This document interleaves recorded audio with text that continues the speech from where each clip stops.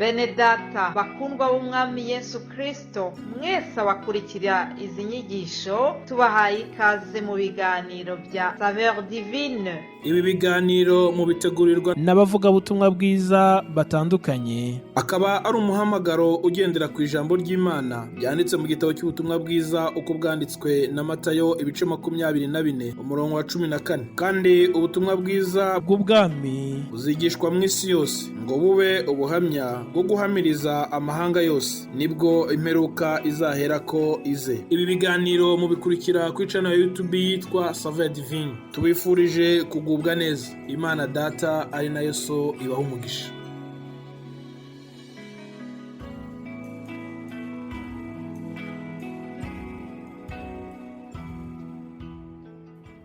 Yesu ashimwe bakundwa nshuti z'umusaraba, mwese abakurikira ibi biganiro byacu bya Saveur Divine, ndabaramukije. Amahoro ya Kristo nabane namwe. Ndizera yuko mwarangije iki cyumweru neza, ndetse twatangiye n'ukwezi kwa kabiri. Imana yabanye natwe mu kwezi kwa mbere, ndayishimiye. Ngewe ubavugisha ni Immaculée Nyiraneza mu kiganiro cyacu cyitwa Saveur Divine, benshi murakimenyereye. Niba rero ukurikiye kino kiganiro bwa mbere, tuguhaye ikaze. Nukuri ugubwe neza wumva ibyo Umwami Imana yaduteguriye gusangira. Imana ishimwe, turayishimira kubwo kuba dutangiye iki cyumweru. Turagishimira uburyo yagendanye natwe muri iyo minsi itambutse, kandi yiteguye kugumana natwe, yiteguye kutugirira neza kuko nibyo yagambiriye. Yeremiya 29:11 tuhabona yuko Imana ifite umugambi wo kutugirira neza. Ibyo yifuza kutugirira ngo ni byiza, si bibi. Aleluya. Ndakwifuriza rero kugira ngo ibyo Imana yateguye kuri wowe ntihazagire ikintu na kimwe cyabikubuza. Ndasenga kugira ngo mu izina rya Yesu imigisha yose yaguteguriye izakugereho. Aleluya. Hanyuma ndashimira Imana kubwa mwese abakurikira ibi biganiro, kandi mukaba mwabisangiza n'abandi. Imana ishimwe.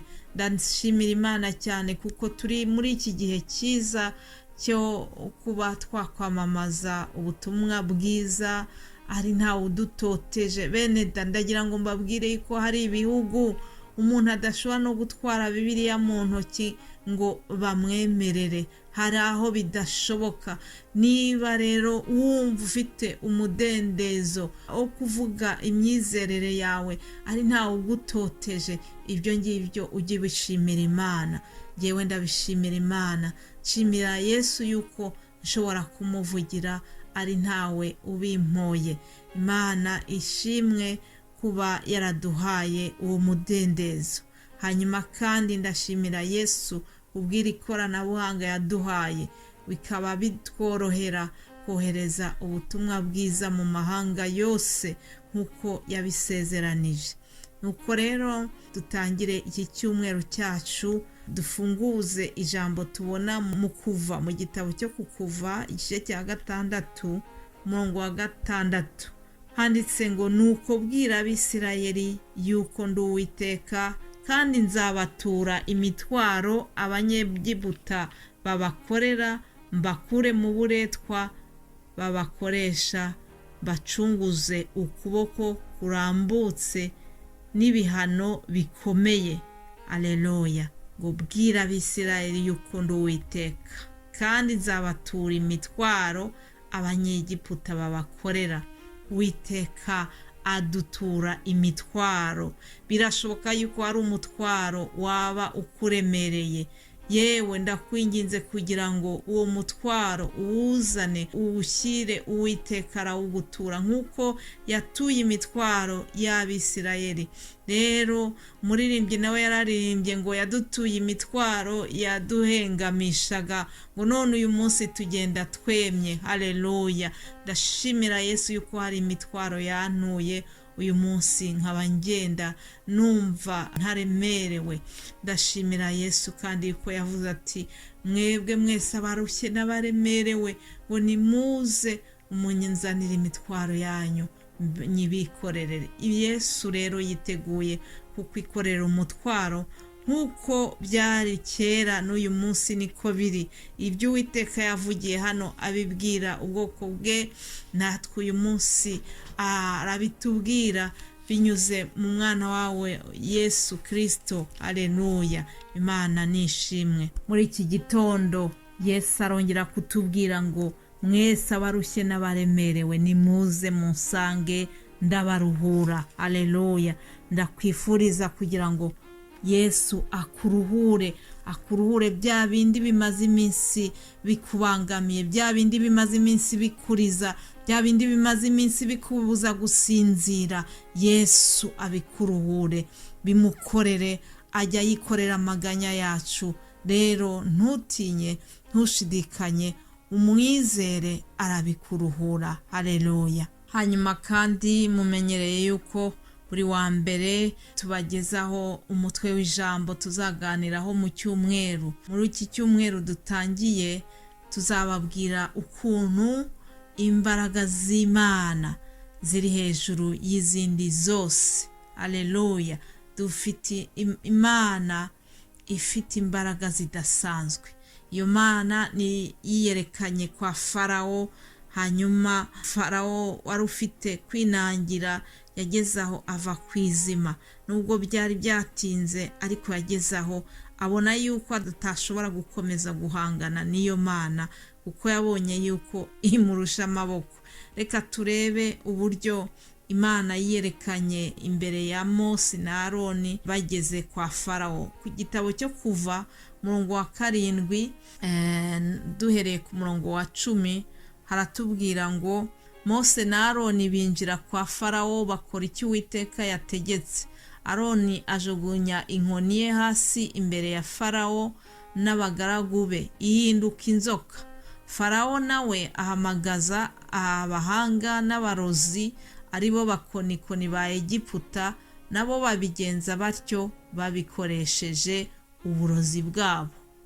Umuntu wese muri bo ajugunya inkoni ye hasi ziba inzoka, maze inkoni ya Aroni imira izabo. Haleluya.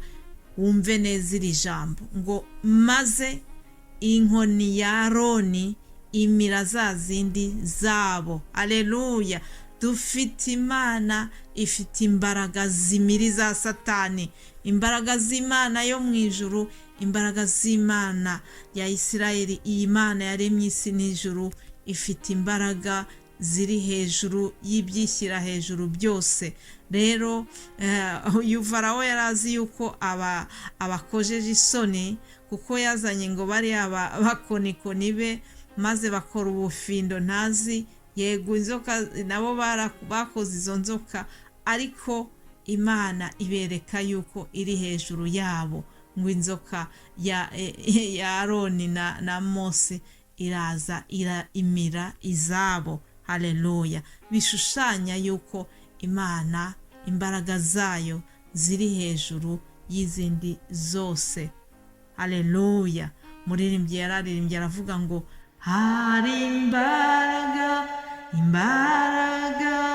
ziruta izindi imbaraga zose, izo ni iza Yesu. Hari imbaraga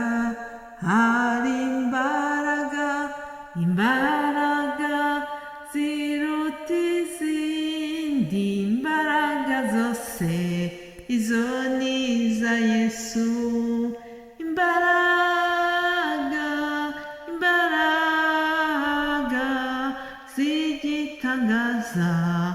zigitangaza ni iza Yesu. Hari imbaraga zikiza ibyaha byananiranye, izo ni iza Yesu. Hari imbaraga zikiza umubabaro wose, nk'iza Yesu. Imbaraga, imbaraga zigitangaza, zigitangaza n'iza Yesu. Aleluya. Ndakwifuriza kugira ngo nukuri ukomeze unezezwe nuko twakurikiye Imana ifite imbaraga.